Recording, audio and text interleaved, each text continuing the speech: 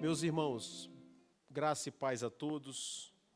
Nos alegramos pela oportunidade que novamente o Senhor nos concede de nos reunir para juntos aprender um pouco mais da sua palavra. E também nos alegra o fato de que o João Vitor, filho do Vitor e da Priscila, já se encontra em casa depois de dias bastante agitados, bastante desafiadores para os pais. E com certeza a igreja esteve em oração e a gente louva a Deus, porque ele já pode desfrutar dos pais no lar e agora orar para que o Senhor abençoe no acompanhamento dele. No domingo passado nós iniciamos a exposição do tema sobre calvinismo e arminianismo. Explicamos o que essas correntes significam, essas noções bastante popularizadas, bastante presentes entre os evangélicos, ainda que nem sempre as pessoas saibam identificar uma e outra, mas o fato é que as ideias são populares, são comuns e abraçadas por muita gente. A partir de hoje, com a graça de Deus, nós vamos esmiuçar o tema que é identificado pelo acróstico TULIP, os 5 pontos do calvinismo. E por que a expressão é conhecida como TULIP? Vocês podem ver à direita, em destaque, ali amarelado, né, o acróstico TULIP, porque, juntando as primeiras letras das frases dos 5 pontos em língua inglesa, a gente tem essa expressão, esse acróstico TULIP, cuja tradução está aqui desse outro lado: deprovação total, eleição incondicional, expiação limitada, graça irresistível e perseverança dos santos. Esse assunto também pode ser apresentado como as antigas doutrinas da graça, porque destacam a soberania de Deus na salvação dos seres humanos e no desenvolvimento dessa salvação. E, normalmente, quando a gente fala de TULIP, a gente associa a tulipa. Tem aí uma imagem, tulipas vermelhas. Por quê? Porque a TULIP, ou 5 pontos do calvinismo, foram elaborados na Holanda, no século XVII. E a tulipa é uma flor muito conhecida, muito popular, muito produzida e exportada pela Holanda. Então, normalmente, quando a gente encontra um livro sobre a tulipe, quase sempre vem a imagem de uma tulipa, de uma flor, justamente para também reforçar o nosso aprendizado sobre o assunto. Hoje a gente vai expor ou recordar o que significa o primeiro e o segundo pontos, isto é, a depravação total e a eleição incondicional. Pastor, que expressões fortes, né? Depravação total, eleição incondicional. Não se espante com o som que essas expressões geram em nossos ouvidos. O significado, o conteúdo é bíblico e é mais fácil do que pode aparentar. Vamos pedir a bênção do nosso Deus? Vamos orar? Senhor, louvamos o Teu nome pela oportunidade favorável que temos de novamente estudar a Tua palavra.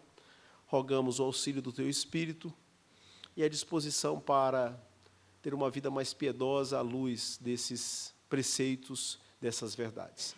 Também te agradecemos, ó Deus, pela Tua intervenção na vida do pequeno João Vitor, ó Deus, depois de dias difíceis, sobretudo para os pais, mas ele tem sido cuidado por Ti e cremos, Senhor, que continuará sendo. Abençoa os pais, abençoa esse pequeno, abençoa a Tua igreja e todos aqueles que se encontram numa situação, ó Deus, de limitação ou de deficiência na parte da saúde, seja física, seja emocional, seja espiritual. Nós oramos e assim o fazemos em nome de Jesus. Amém. Depravação total. Houve um filósofo inglês, John Locke, que viveu no século XVII. Ele acreditava que o homem no que diz respeito à inocência, nasce como uma lousa em branco. Ele usou a expressão tábula rasa. À medida que o ser humano vai crescendo, essa lousa vai sendo riscada, isto é, influenciada. Mas ele entendia que o ser humano nascia puro, nascia inocente. Eu não tive a curiosidade de ver se John Locke teve filhos. Eu suspeito que não, né? Porque quem tem filhos sabe que o ser humano não é puro, que o ser humano não é uma tábula rasa, que o ser humano não é uma lousa em branco. Mas John Locke não era o único a apresentar esse tipo de perspectiva sobre a natureza humana. Houve um suíço de fala francesa, o Jean-Jacques Rousseau, que viveu no século XVIII, que acreditava que, frase dele, o homem nasce bom e a sociedade o corrompe. Fecha aspas. E essa ideia é muito popular. Tem muita gente que acredita que o ser humano nasce bom, mas a sociedade corrompe a pessoa. Saindo do campo dos filósofos, indo para o senso comum, para aquilo que a gente encontra no nível das ideias bem populares, muita gente pensa que há pessoas boas. Inclusive, em uma ocasião, uma ovelha que eu tive em São Paulo me mostrou o pequeno discurso que leu no funeral do pai. O pai desse irmão não era crente, faleceu já em avançada idade, e esse irmão, ovelha, lá na igreja de Itapecerica da Serra, me mostrou o discurso que leu no funeral do pai. Esse irmão que leu o discurso era presbiteriano há muitos anos, doutor em filosofia, havia feito doutorado na Universidade Estadual de São Paulo. A gente fala isso porque tem universidade que, sem muito esforço, a pessoa consegue um doutorado, um mestrado, e tem outras que a pessoa tem que ralar mesmo. E ele era membro da igreja, lá onde eu era pastor, porque, na realidade, ele havia se mudado de um bairro nobre de São Paulo, era membro antes de uma igreja muito importante no contexto de São Paulo capital, a igreja presbiteriana. E ele havia comprado um sítio na cidade onde havia igreja que era por mim pastoreada. Então, ele se mudou com a família para o sítio, ele e a família dele passaram a ser membros da igreja. Ou seja, não era uma pessoa com pouca instrução. E o discurso que ele leu revelou a crença dele, desse irmão, na salvação pelas obras, porque, no fundo, ele esperava que o pai dele fosse aceito no céu porque havia sido um homem bom na terra. Tem muita gente dentro da igreja evangélica que acredita que as pessoas são aceitas no céu porque foram boas aqui na terra. Deixa eu só aproveitar e ressaltar um aspecto. Se alguém fizer a pergunta a você, por que você vai morar no céu? Por que Deus vai te receber no céu? A sua resposta tem que ser uma só, curtinha, porque Jesus morreu por mim. Se a sua resposta não for essa, significa dizer que você não entendeu por que Jesus veio ao mundo. Você tem uma noção errada de salvação. A única coisa que faz com que uma pessoa seja aceita na presença de Deus é o sangue de Jesus sobre ela. Mas, pastor, eu conheço uma pessoa que fez tanta caridade aqui na terra, que foi tão boa. Isso é uma coisa. Uma outra coisa é a questão da salvação. A gente vai explicar isso ao longo aqui da aula. Em outra ocasião, na mesma igreja, dia de quinta-feira, estudo bíblico, um diácono, muito querido, muito trabalhador, um grande servo de Deus, aprendi muito com ele. Lá pelas tantas, no estudo bíblico, ele perguntou assim, pastor, como é que fica a situação daquelas pessoas boas, caridosas, quando elas morrem?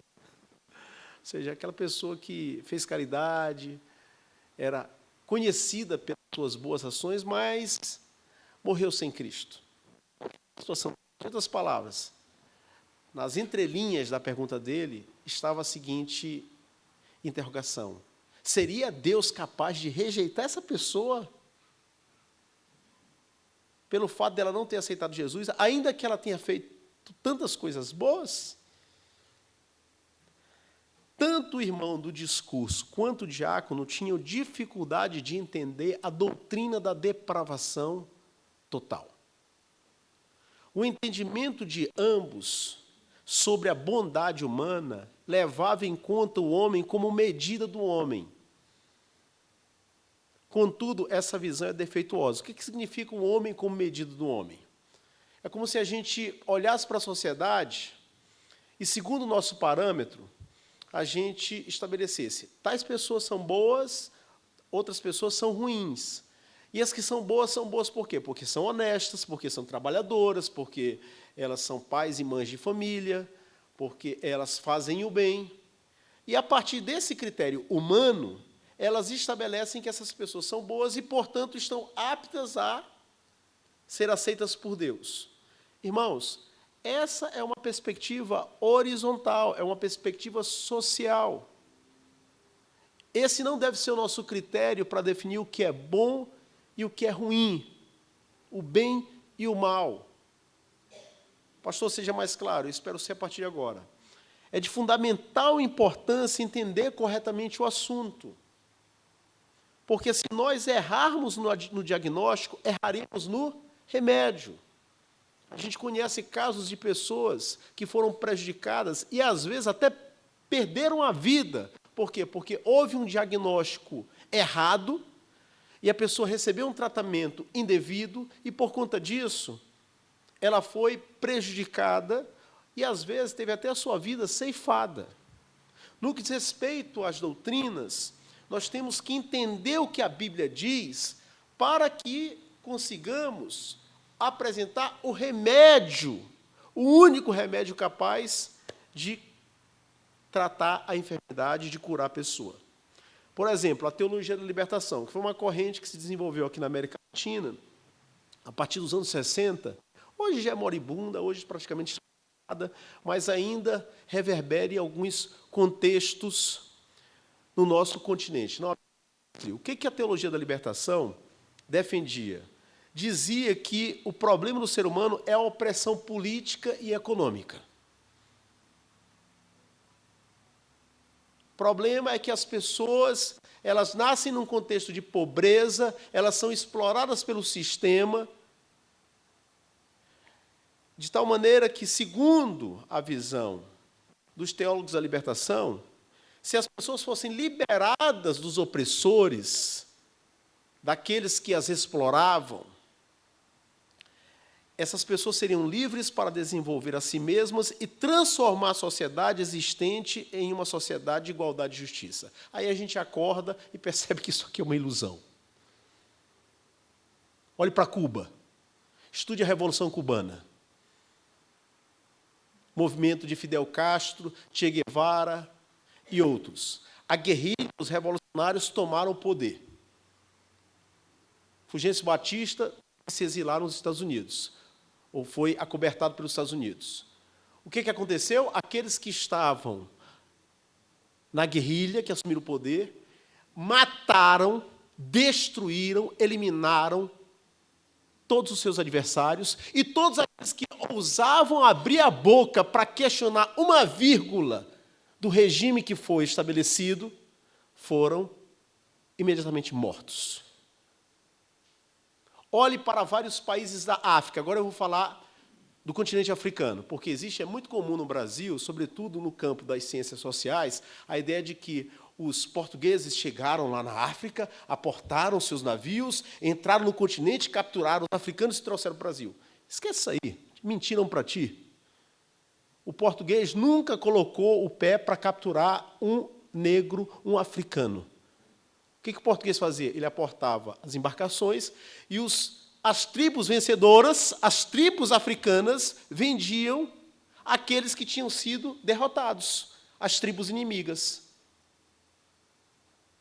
Então, a questão não tem a ver com ideologia política, não tem a ver com o continente, e mesmo em vários lugares do mundo onde houve regimes totalitaristas, tanto de direita como de esquerda, basta olhar a Alemanha de Hitler, basta olhar o apartheid, o regime segregacionista na África do Sul, entre 1948 e 1994. Em todos os lugares, seja no campo da direita, seja no campo da esquerda, ou quem se diz de centro, qual é a tendência natural do ser humano? Quem está no poder tende a tirar vantagens e explorar e abusar, às vezes, daqueles que estão do lado de baixo da cadeia. E por que isso acontece? Porque o homem, ele é depravado, ele é corrompido, ele é pecador. E isso independe de classe social, isso independe da cor da pele, isso independe de nacionalidade. O problema do homem é espiritual, antes de qualquer coisa. Nós não estamos errando. Você quer trocar alguma coisa aqui? Vai lá. O microfone ficou depravado. E aqui houve a redenção, a substituição. Então, o problema do homem é, antes de qualquer coisa, espiritual. A gente não está aqui dizendo que questões políticas, sociais, econômicas, educacionais não têm influência. Mas o ser humano não se resume a essas questões, a esses fatores. Até porque tem gente que está podre de rico e é vazia de Deus e faz atrocidades. E tem gente que está na pobreza extrema e orgulhosa e não aceita ajuda. Então, antes da gente querer apresentar o fator social, econômico, político ou cultural, o racial para alguns, como a causa do problema, a questão maior é de ordem espiritual. É isso que a gente vai aprender hoje. O que ocorre, inevitavelmente, é que quando os oprimidos chegam a uma posição de poder, eles se tornam também opressores. A história está repleta de exemplos. Na maioria das vezes é isso que acontece. Esse fato atesta que o problema do ser humano é muito mais profundo. Pois bem, havendo colocado essas questões aí para apimentar um pouco a nossa aula, né, para manter o pessoal atento, o que diz a Bíblia sobre a condição do ser humano? Pastor, eu quero mesmo é Bíblia. Certo? O senhor falou aí, mencionou Cuba, mencionou África, não é? Mencionou isso e aquilo, eu quero saber de Bíblia. Pois Bíblia você vai ter, meu irmão, minha irmã. Porque nós estamos aqui para estudar e entender as coisas à luz da palavra de Deus. Efésios, capítulo 2, diz o seguinte: Ele vos deu vida, a partir do versículo 1. Eu só vou ler alguns trechos dessa passagem, né? Mas depois, se você quiser comparar, ou até mesmo agora, está em capítulo 2 de Efésios, a partir do versículo 1 até o versículo 9. O texto está projetado na tela. Ele vos deu vida, estando vós o quê? Doentes, defeituosos, mais ou menos, mortos nos vossos delitos e pecados. E éramos, por natureza, filhos da ira, como também os demais. Paulo está falando aos crentes de Éfeso, que antes de Cristo eram, como todos os seres humanos, filhos da ira, isto é, desobedientes a Deus. Mas Deus, sendo rico em misericórdia, por causa do grande amor com que nos amou, e estando nós mortos em nossos delitos, nos deu vida juntamente com Cristo. Pela graça sois salvos. E isto não vem de vós, é dom de Deus. Não de obras para que ninguém se glorie. Então o texto é muito claro. Deus nos deu vida, sendo que nós estávamos mortos. E nos deu vida porque Ele é rico em misericórdia. É por graça, para que ninguém se glorie, para que ninguém se exalte. Nascemos espiritualmente mortos, porque herdamos o pecado de Adão e Eva. Você já deve ter ouvido a expressão pecado original. Na teologia sistemática, na doutrina cristã, pecado original significa basicamente duas coisas, na essência. O pecado, o primeiro pecado cometido pelos nossos pais, Adão e Eva, e a transmissão desse pecado à descendência humana. Então, o pecado original não ficou só com Adão e Eva. Ele foi o quê? Transmitido aos descendentes, a nós, seres humanos. Nós herdamos essa condição dos nossos primeiros pais, Adão e Eva.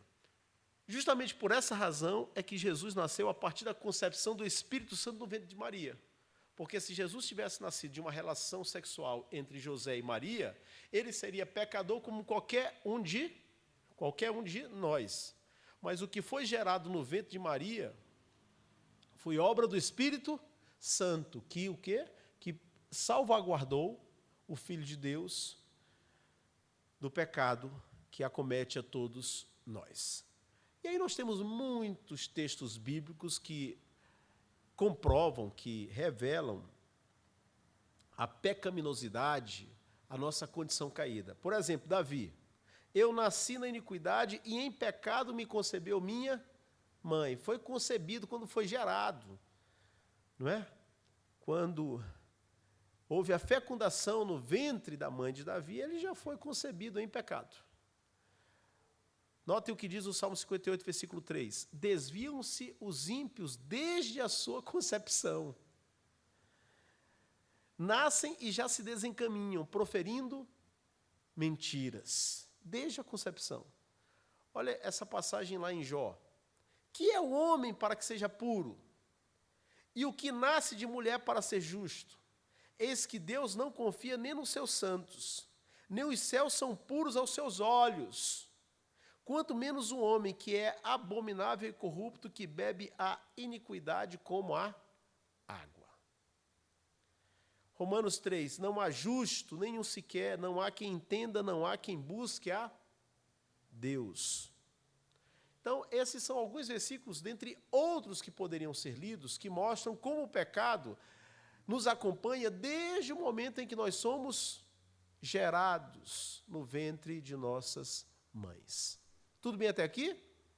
Tá. Havendo apresentado o fundamento bíblico, como é que a gente pode entender o conceito de depravação total? Depravação total significa que toda a humanidade foi afetada, danificada e distorcida pelo pecado. Isso não significa que o homem, que o ser humano, seja tão ruim quanto poderia ser, mas que todas as dimensões do ser humano, intelecto, quer dizer, a mente, o corpo, matéria, e a vontade, a disposição, são afetadas, essas dimensões ou áreas, pelo pecado. De modo que estamos mortos em nossas transgressões e não podemos mudar a nossa situação. Então, em resumo, a doutrina da depravação total, ela nos diz duas coisas. Nascemos mortos em nossos delitos e pecados, o pecado atingiu todas as áreas da nossa vida, e nós não temos, segunda coisa, como mudar sozinhos, por nós mesmos, essa condição. Levante a mão aqui quem pode decidir nunca mais pecar e conseguir realmente nunca mais pecar.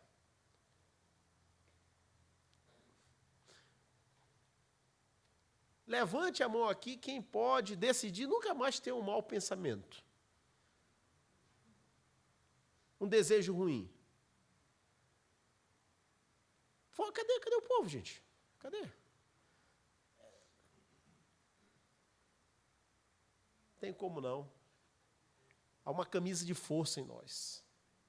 Pastor, mas eu já tenho o Espírito Santo, Deus me converteu. Mesmo assim, você ainda está nessa luta, nessa guerra, porque dentro de você, assim como dentro de mim, há uma guerra entre a antiga e a nova natureza, entre o velho e o novo homem. A carne milita contra o espírito. Então, esse é o conceito de depravação total.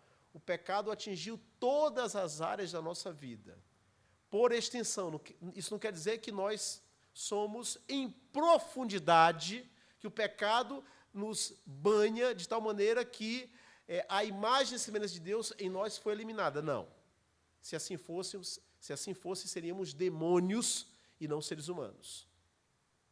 Ou seja, é possível que nós vivamos sem cometer pecados constantemente, regularmente. Mas é uma luta. Algumas implicações dessa doutrina. Nosso padrão de bondade não deve ser a pessoa mais honesta e caridosa que nós conhecemos.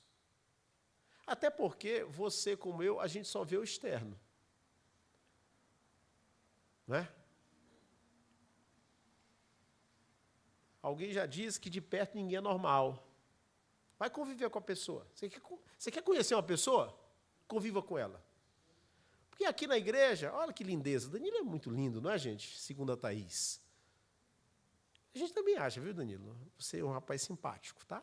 Que o cara que é nordestino não disse que o outro homem é lindo. Estou brincando. Você já viu Daniel dançando catira? Coisa maravilhosa, rapaz. Catira é uma dança indígena lá do Goiás. É um discurso ainda, não é indígena, não é caipira. Perdão, Daniel. Pastor, seu tá que tá, porque o microfone está aqui perto. Né? É para ilustrar o conceito de deprovação total. Viu? Mesmo pastor peca. Então, o nosso padrão de bondade não deve ser a pessoa mais honesta e caridosa que nós conhecemos, porque a gente só vê o externo. Às vezes a pessoa faz, né, um ser humano faz algo muito bonito, muito caridoso, mas você não sabe qual a motivação dele em ter feito aquilo, hein? Só há um justo e bom Cristo. Se houvesse alguém realmente justo, bom e puro, Jesus não teria vindo ao mundo. Porque essa pessoa estaria apta para morrer em nosso lugar. Mas Deus, olhando aqui a multidão na terra, não encontrou um justo sequer. Por isso ele providenciou a nossa salvação e o nosso Salvador. Por isso que Cristo é o nosso mediador e único. Então, nossa régua de medição, de aferição, de avaliação, não deve ser o homem, mas deve ser Deus. E a melhor imagem de Deus é o seu próprio Filho, Jesus. E segundo o breve catecismo, quem é Deus? Deus é espírito, infinito, eterno, imutável, isto é, não muda em seu ser. Sabedoria, poder, santidade, justiça, bondade e verdade. Então, você que é crente, você que é filho e filha de Deus, seu padrão de justiça, de honestidade, de beleza, de santidade, não é o jogador de futebol, não é aquela senhorinha do teu bairro que é sempre simpática, que faz o bem.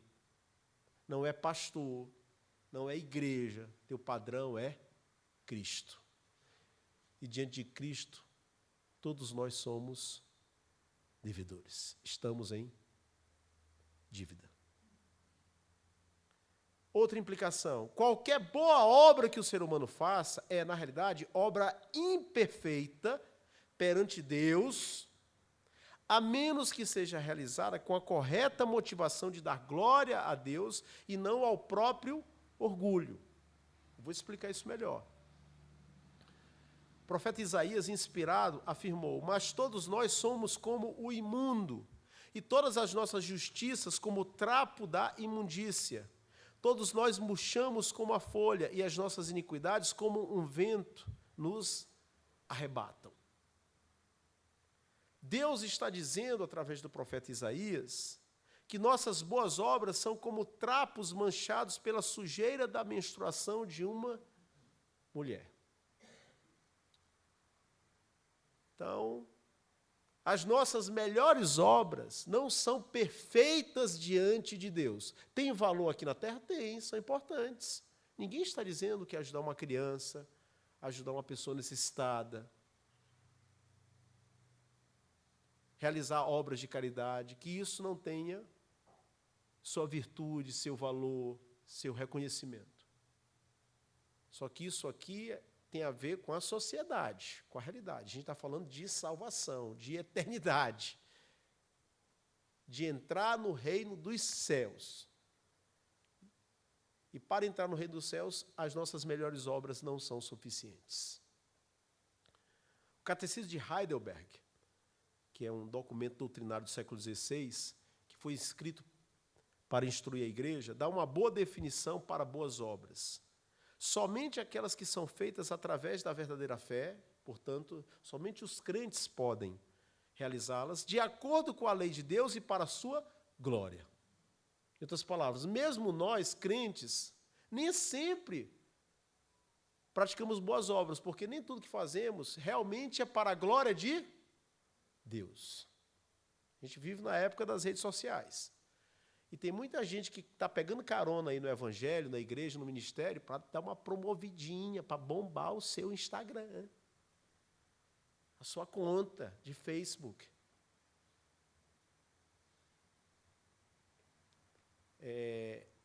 O que eu vou dizer, eu garanto a vocês, não tem nada a ver com a Igreja do Cruzeiro, não tem nada a ver com nenhuma pessoa aqui da comunidade Cruzeiro. Uma coisa, uma pessoa que vai pregar no lugar, pregando o evangelho, aí bota a foto dela de peito estufado. E lá na notinha de rodapé um versículo bíblico.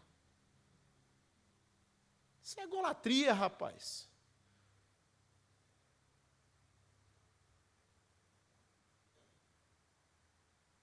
Aí a irmã coloca uma foto sensual, certo? Aí, desfrutando a beleza do Criador na praia.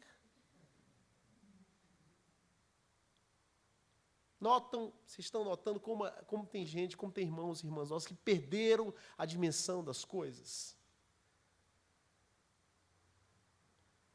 E nós não estamos imunes a isso. Porque existem várias formas de egolatria, de idolatria, de vaidade. E a pior das vaidades é aquela que se reveste de piedade. É a pessoa, né, que parece humilde, parece crente, parece correta, como diz o João Alexandre, né, por fora um herói, por dentro um ladrão. Então a gente tem que ter muito cuidado. Então as boas obras são aquelas feitas através da verdadeira fé, que é um dom de Deus, de acordo com a palavra do Senhor e para a glória do Senhor. Quando a gente realmente faz uma coisa que é para Deus, a gente não quer holofotes, a gente não quer publicidade, a gente não quer mídia. Por quê? É para Deus, e se é para Deus, o que é importante é o anonimato. Conheço uma pessoa que, quando ela vai dar uma oferta, ela dá uma oferta e fala assim, vou dar oferta sob uma condição, você jamais vai informar a pessoa quem deu a oferta.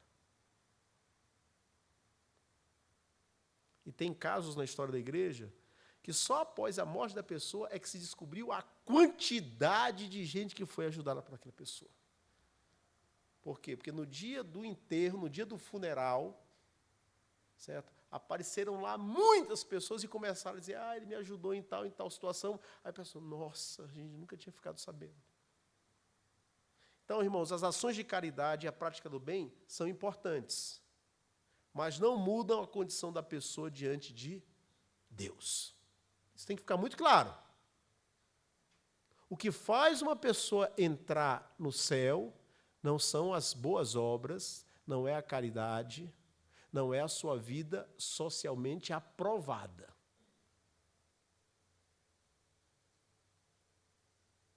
Porque se fosse assim, não haveria necessidade de Cristo ter morrido na cruz. O selo, a senha para entrar no céu é Jesus. Até nossas melhores ações estão manchadas pelo pecado. Nós somos seres tão complexos que, às vezes, no mesmo dia, no mesmo ambiente, a gente é capaz de fazer uma coisa boa e depois meter o pé na lama, na jaca. Fazer algo absurdo. Abençoar, às vezes, com palavras medicinais e depois, momentos depois, amaldiçoar e ferir com a nossa própria língua.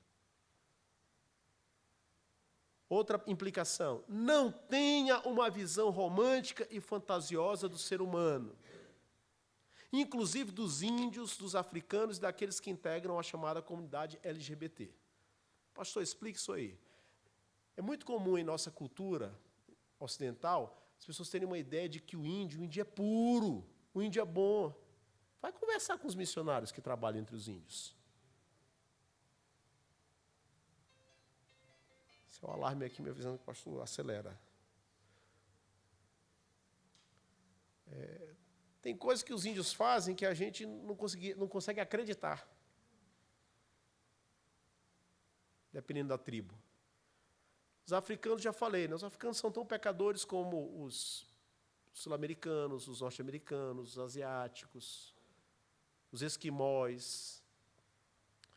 Ah, pastor, mas a pessoa é transexual, a pessoa é homossexual, porque ela foi oprimida, não sei o quê.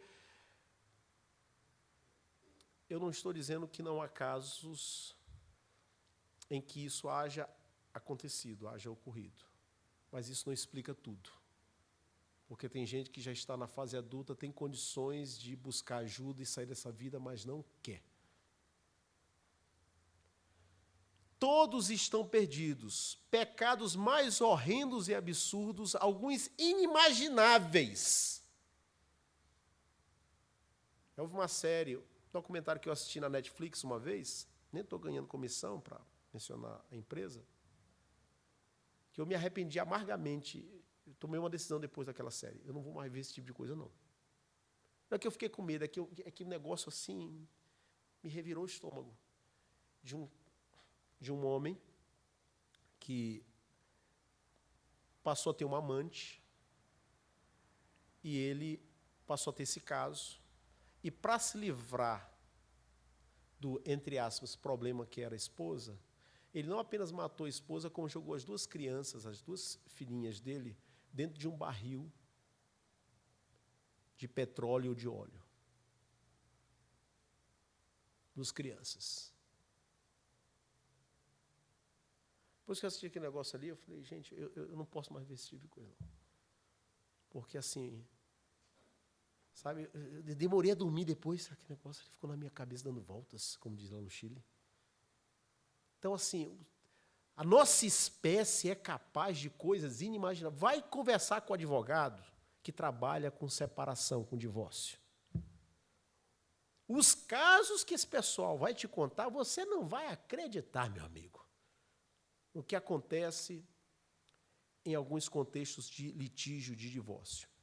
Então, pecados mais horrendos e absurdos são cometidos por pessoas de quaisquer culturas, classes sociais e idades.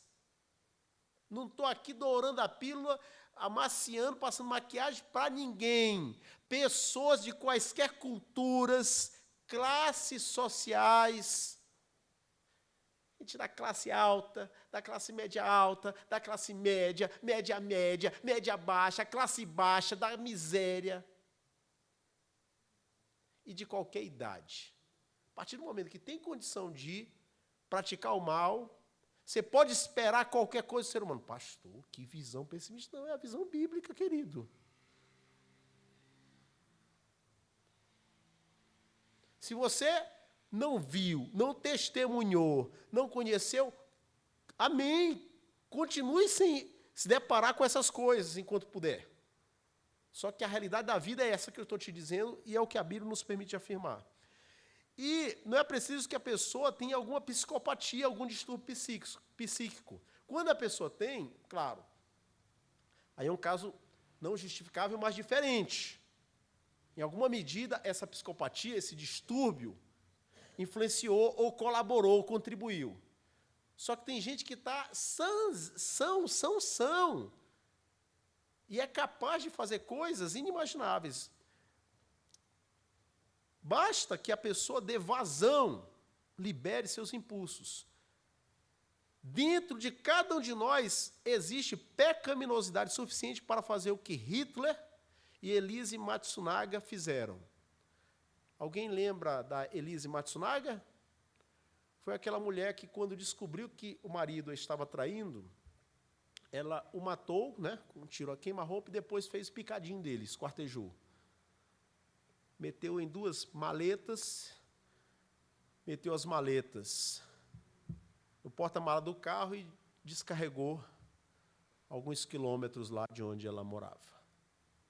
Dentro de mim e de você, há pecaminosidade, há pecado suficiente para fazer isso e muito mais. Se você disser para mim que não, é porque você tem uma ideia romântica, a meu ver, fantasiosa do que é a natureza humana. Mas, pastor, por que então a gente não é tão mal quanto poderia ser? Claro, aí é que entra a graça de Deus. A gente vai comentar isso também. Depravação total não quer dizer que nós somos tão perversos quanto possível.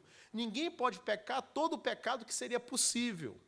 Jesus reconheceu que mesmo os perversos podem fazer o bem, quando disse, se fizerdes o bem aos que vos fazem o bem, qual é a vossa recompensa? Até os pecadores fazem isso. Irmãos, é a graça comum de Deus que restringe a maldade em todos nós. O que é a graça comum de Deus? Deus controla este mundo. Deus impede que sejamos tão maus quanto a nossa natureza caída permitiria que fôssemos. O homem da iniquidade, o anticristo, a besta do Apocalipse, ainda não está agindo no seu esplendor, porque há uma força que o detém, e essa força é o poder de Deus. Quando Deus tirar a mão e liberar o capiroto, o tinhoso, o anticristo, eu espero já não estar mais aqui nessa época. Porque se a coisa já está complicada, com o bicho amarrado, acorrentado, preso, imaginem vocês na época do anticristo. É a graça comum de Deus que restringe a maldade em todos e possibilita que os ímpios possam fazer o bem relativo, ou seja, relativo à sua condição. Até o incrédulo reconhece a pecaminosidade do homem. Um antigo provérbio chinês afirma, existem dois homens bons. Um está morto e outro ainda não nasceu. Uma ironia, não é? Então, esse é o conceito de depravação total. Eu fiz afirmações muito fortes aqui, muito chocantes, que é até uma forma também de um recurso didático para tentar dar uma ideia do que significa a pecaminosidade humana, a depravação total. Está claro isso aqui, pessoal? Ou alguém acha que o ser humano não é tão mau quanto eu acabei de relatar?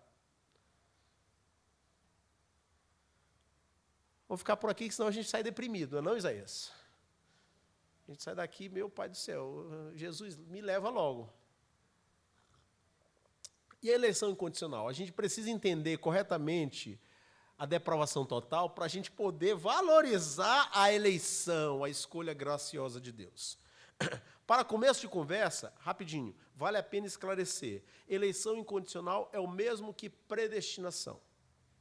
Então, quando a gente fala de eleição incondicional, a gente está falando de predestinação. Predestinação ou eleição significa que Deus, antes da fundação do mundo, decidiu agraciar algumas pessoas com a salvação e não contemplar outras com essa graça. É isso que significa, de maneira bem pastoral, de maneira bem resumida, a predestinação. Deus decidiu salvar uns e não salvar outros. A noção de que Deus salva as pessoas sem que elas participem ou cooperem para que isso ocorra é inaceitável para muita gente. Isso vai contra o senso comum. Isso vai contra a lógica mais popular. Por quê? Notem, a pessoa escolhe o modelo do carro que quer comprar, o assento na igreja, o time para o qual vai torcer, o bairro onde quer residir, estuda, faz um grande esforço e passa no concurso. Termina a faculdade, em alguns casos mestrado ou doutorado. Luta e aprende um novo idioma. Decide onde vai comer e o que comer. Mas não pode influenciar na sua própria salvação? Como assim? Se eu escolho, se eu decido um monte de coisa na minha vida, como é que eu não posso dar uma forcinha para o Papai do Céu no que diz respeito ao meu destino eterno? A verdade, irmãos e irmãs, é que existem situações que estão além do nosso alcance ou que independem da nossa vontade. Acredite nisso, por favor. Porque há coisas que não dependem de mim e de você. Vocês já ouviram a Crônica do Galo? Já? Conhece, Fernando, a Crônica do Galo? Era uma vez um galo que, num dia, ele deu uma festa, convidou os amigos. Não era galo com pequi, não. Convidou os amigos, providenciou umas coxinhas, umas biritas, tinha suco, tinha água que passarinho não bebe. Você sabe qual é a água que passarinho não bebe, não é?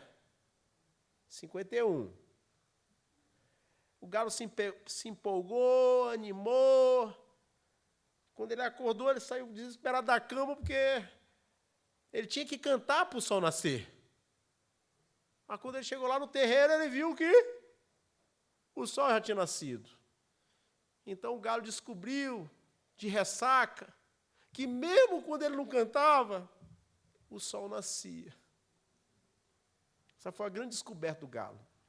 Vamos voltar aqui para a nossa eleição incondicional. Você não escolhe os pais que tem, o dia do seu nascimento, a cor da pele, quando e como será alfabetizado ou alfabetizada, sua nacionalidade, entre tantas outras coisas. Também não decide se o sol vai nascer ou não. O sol vai nascer, você querendo ou não. Você não consegue também viver sem tropeçar e pecar de vez em quando.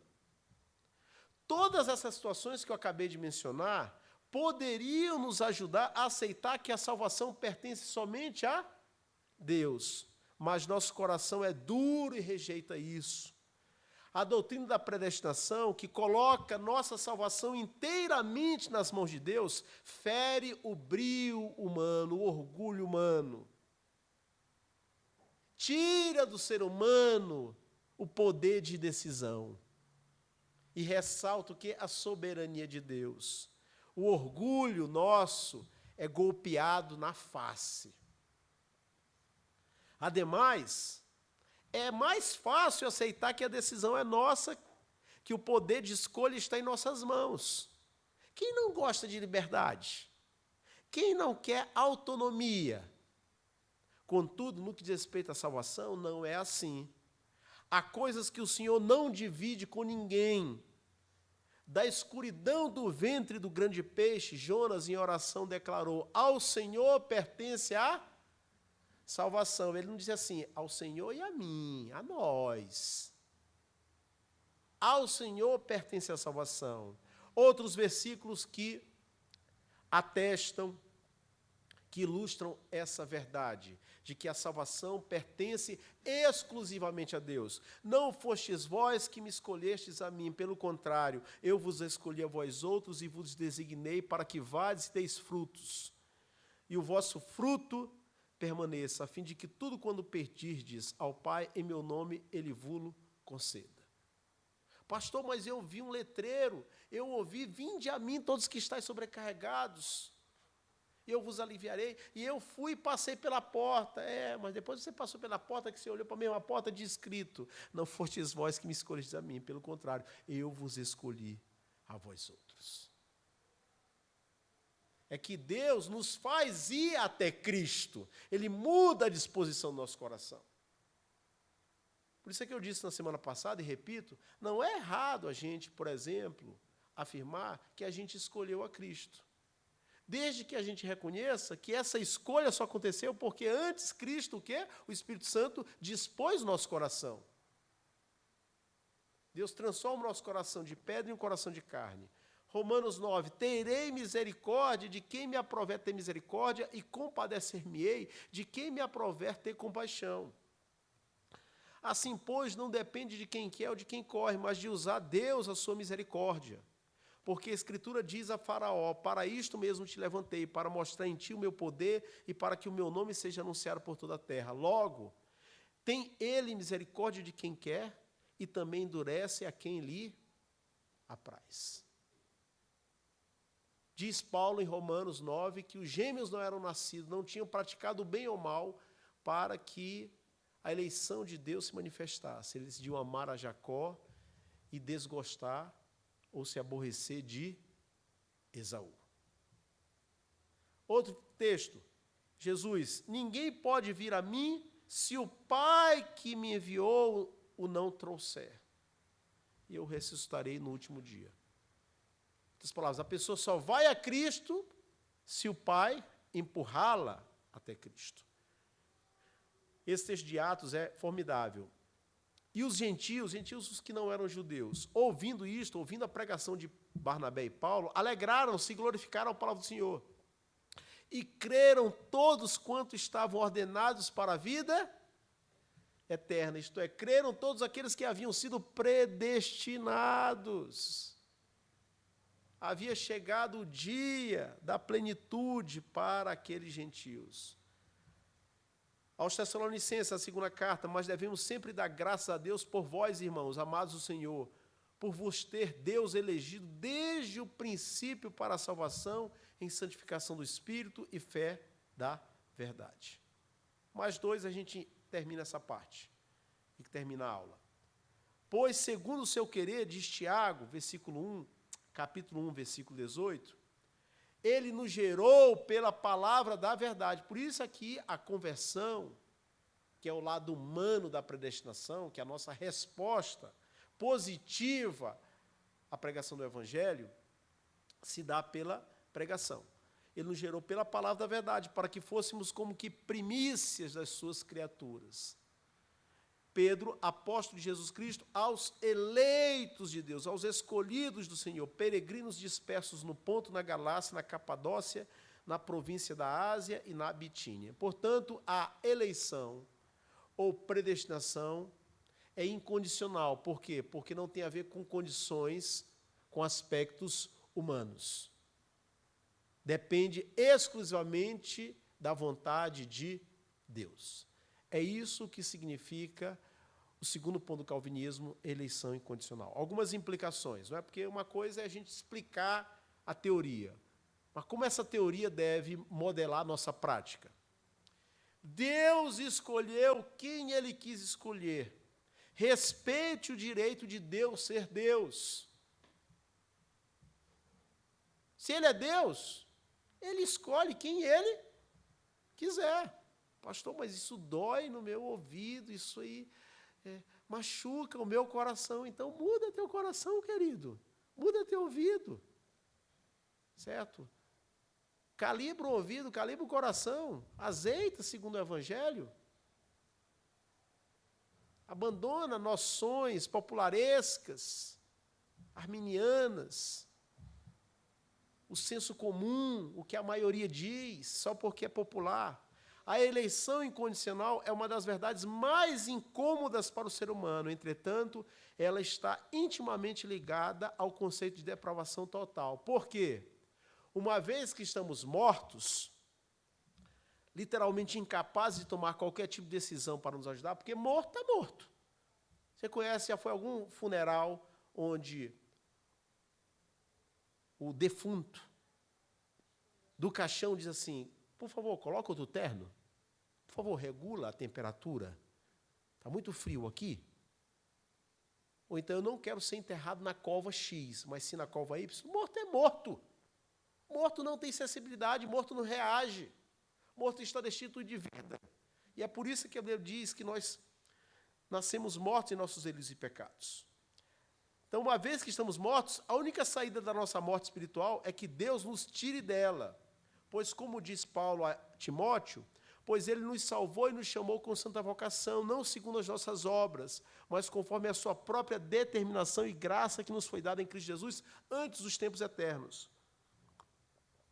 Se realmente cremos que somos maus, não temos o direito de reclamar que Deus exerça sua graça soberanamente.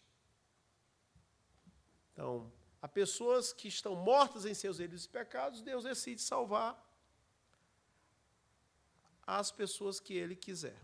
Segunda implicação, a eleição incondicional significa simplesmente que Deus escolhe dar vida eterna sem ter visto nada de bom nos eleitos. Ah, pastor, eu sou eleito, eu sou predestinado, então eu sou melhor que os demais? Não, querido. Desculpa, você está errado. O que Deus disse sobre o povo de Israel na antiga aliança e se aplica a todo o povo de Israel, o Israel espiritual? Não vos teve o Senhor afeição, nem vos escolheu porque vocês mais numerosos do que qualquer povo, pois éreis o menor de todos os povos, mas porque o Senhor vos amava, e para guardar o juramento que fizera a vossos pais, o Senhor vos tirou com mão poderosa e vos resgatou da casa da servidão, do poder de Faraó, rei do Egito. Logo, se você foi alcançado com essa graça da salvação, seja humilde e eternamente agradecido por tão maravilhosa salvação. Porque você a recebeu de graça. Mas ela custou um preço muito alto para Deus, o preço do seu Filho Jesus Cristo. Outra implicação, redobre a atenção agora. Não tente convencer as pessoas sobre a predestinação. Mas por quê, pastor? Porque eu não vou me esforçar para convencer, eu quero compartilhar. Você é chamado, querido, a evangelizar as pessoas. Me mostra algum versículo que a Bíblia diz assim, convença a pessoa sobre a predestinação. Não tem. Você e eu somos chamados a evangelizar. Os eleitos do Senhor serão convertidos no tempo que o Senhor estabeleceu. Uma vez convertidos, eles terão que se santificar, como todos os crentes. O desenvolvimento da santificação implicará em maturidade espiritual. Então, a pessoa foi convertida. Deus resgatou a pessoa das trevas para a luz. Aí a pessoa tem que aprender a caminhar com as próprias pernas. Nesse processo, ela vai ter que aprender a interpretar a Bíblia. Ela vai amadurecer. Se ela alcançar maturidade na fé, ela vai aceitar o que Deus diz sobre Ele mesmo e sobre suas decisões. Vou aqui fazer uma pergunta pedagógica para a gente refletir. Quantos de nós aceitávamos a doutrina da predestinação no início da caminhada cristã? Logo nos primeiros dias após a conversão.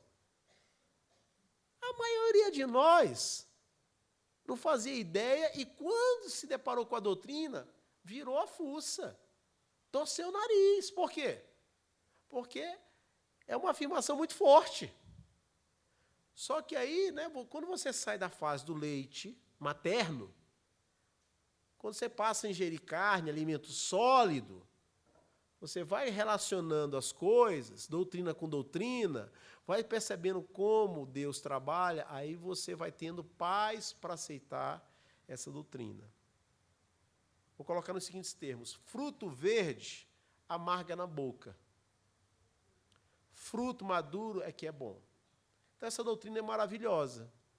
Só que se a pessoa não tiver maturidade, ela não vai conseguir se deleitar nessa doutrina.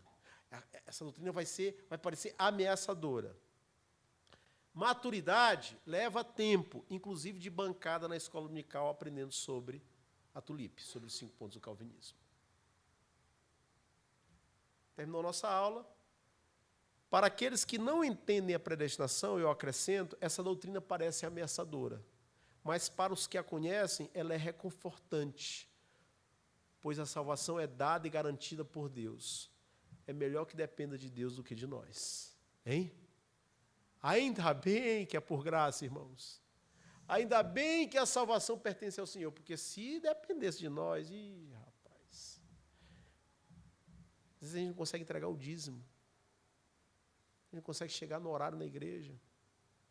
Não consegue perdoar o irmão. Não consegue descobrir o dom espiritual. Ainda bem que a salvação depende exclusivamente de Deus. Amém, irmãos? Muito bem. São 11h10.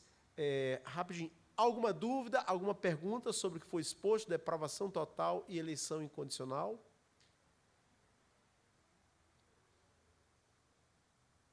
Parece que não. Antes de orar, só quero acrescentar o seguinte. Irmãos, Deus não nos revelou a quantidade de predestinados, de eleitos. Que alguns pensam, então, se Deus tem os seus predestinados, por que eu vou evangelizar? Você tem que evangelizar, querido. Porque o método que Deus usa para alcançar os eleitos é a evangelização, é a pregação da palavra.